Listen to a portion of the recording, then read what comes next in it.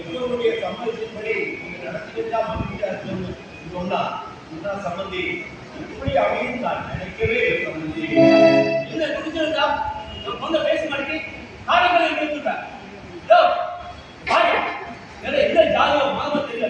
அதனால கௌரவமான தெரியுமா மூணே முடிச்சாரு. என்ன பத்தி பேசுறீங்க? என்ன ஜாதி என்ன மதம்? எல்லா போலீஸ் வந்து எல்லாமே காப்பாற்ற முடியாது. உங்களுக்கு நீங்க தான் ஒரு பாதுகாப்பு. யோகை நீங்க கேட்டுக்கீங்க. ஒரு கண்டுபிடிக்கிறாங்க சொல்லி இருந்தா என்ன